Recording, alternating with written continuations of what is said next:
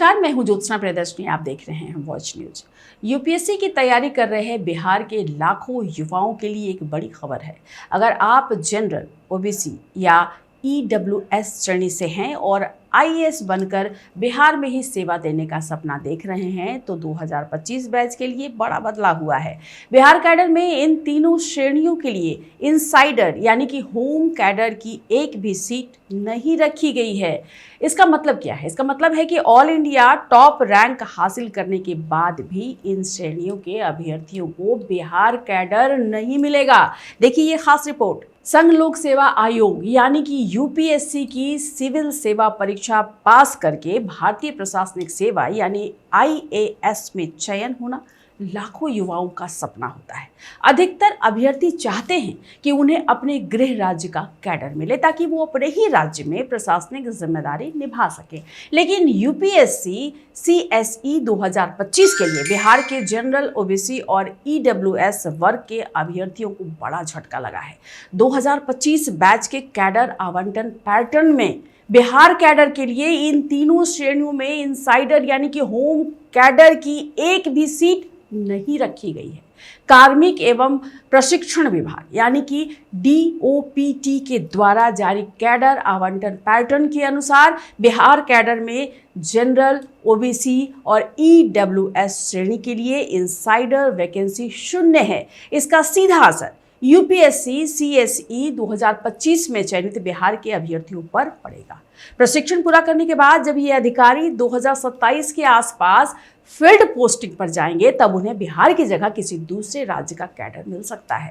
Cadre आवंटन के नियमों के अनुसार जिस श्रेणी में इनसाइडर सीट उपलब्ध नहीं होती उस श्रेणी के उम्मीदवार को गृह राज्य का कैडर नहीं दिया जा सकेगा।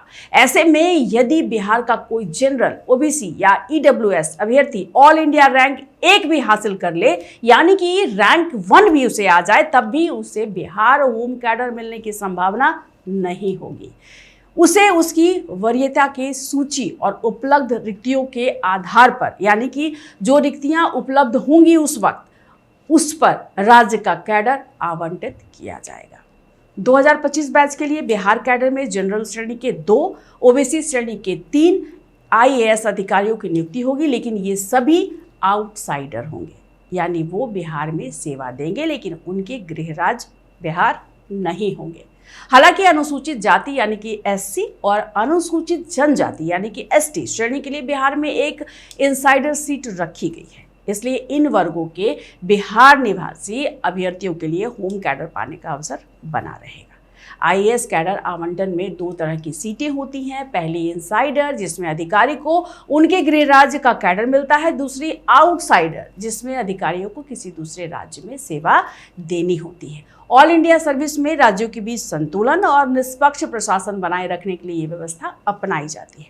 जानकारों की अगर माने तो यदि आने वाले वर्षों में भी बिहार में इनसाइडर वैकेंसी कम रहती है तो स्थानीय भाषा, संस्कृति और क्षेत्रीय समस्याओं की समझ रखने वाले अधिकारियों की संख्या घट सकती है। वहीं दूसरी राय यह है कि ऑल इंडिया सर्विस का उद्देश्य ही अलग अलग राज्यों के अधिकारियों के अनुभव का आदान प्रदान और निष्पक्ष प्रशासन सुनिश्चित करना है। इस नए कैडर पैटर्न के बाद बिहार के यूपीएससी अभ्यर्थियों के बीच चर्चा तेज हो गई है। कई अभ्यर्थी इसे निराशाजनक बता रहे हैं, जबकि जानकारों का यह मानना है कि एक आईएएस अधिकारी के लिए सबसे महत्वपूर्ण देश की सेवा है, चाहे वो किसी भी राज्य में क्यों ना हो।